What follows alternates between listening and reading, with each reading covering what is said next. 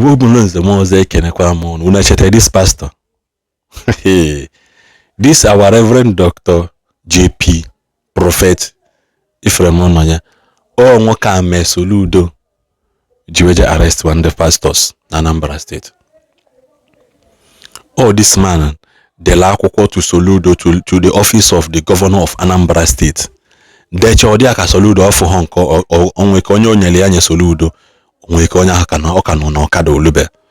Or where they on Facebook, Tialia Soludo dear.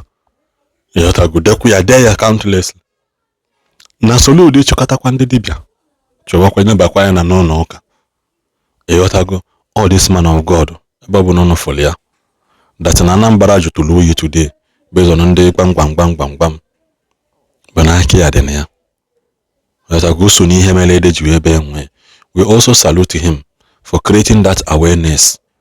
We also salute him. Manon was in Hozunu when I come. Now no when Dana Jidero, Nakwasi teacher Chaloku in a teacher Chaloku or government may Chaloku arrest. Chaloku was investigated by his church committee. And according to their report, they said that he admitted and they have to suspend him, not sack him. He's under suspension from the vicar, from a vicar of the parish based on parish priest. Or boy, for example, not a parish priest, a to ordinary priest. That does not mean that Shalom could expel you from church completely. No, he is still under investigation by the church, not by government. Hope you people understand this now. I can also some masse. I ask Kebe Charlock on your Governor Soludo me Charlock arrest. I can come on. Then I top on this video in Dubai. God one. We expose the sponsors of RNG. The name RNG were sponsors, and I'll mention them. Number one, open in follow my programs. You can know what you belong to government. If you go to Libya, never to one in a church. Because worst thing is the men at church. The video is still there in the internet. I don't want to believe that not my video prompt the government into this. It may or may not. But my concern now is the people that sponsor RNG, their sponsors. We need to talk about them. And I'll mention them.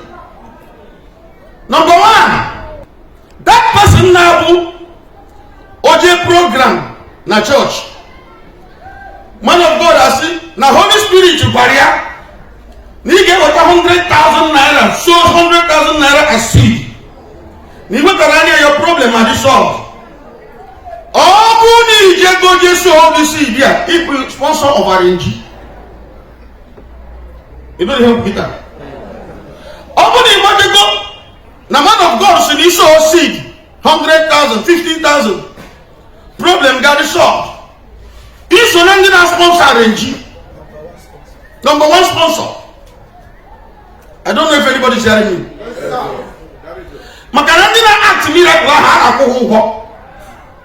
Hello. Ndina act the actors, the miracle actors. Anakuho. Obega hana kadi keje begin. Keja kuho so you are the sponsor. Number two. Open in a consult a man of God. Everybody need a kuho. But any part of it when go, he will have access to a man of God or a woman of God. Even number two sponsor. You are one of the people who have sponsored this madness in the church. Makane go hana kabi. Ke ya kundi arrange go. The common of for many years, can you not think you the pastor say go to have a better on a better. Chineke populaisi. I just on the mother now was on the mother. Managana Pana go upona. Osi, no name for Gaga, I never get married. Manana to the couple pattern. Couple omenani. No, you need to get a better. You don't want to treat one woman if you don't have. Go and borrow. Open on one of them, but I will take away barrier. I get him again.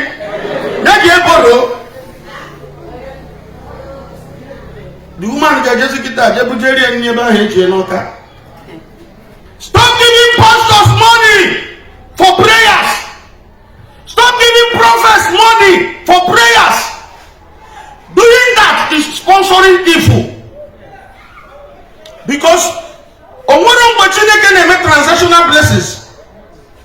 Onwere Chineke na-asị no enyem gị ego, enyem gị nwa, inyem ego, agọzie m ụmụ gị. Hello. Ego bụ na ị na-enye na altar Chineke, ego bụ na ị na-enye na church, bụ imebi n'obi gị. Omemma na-emere onwe ya.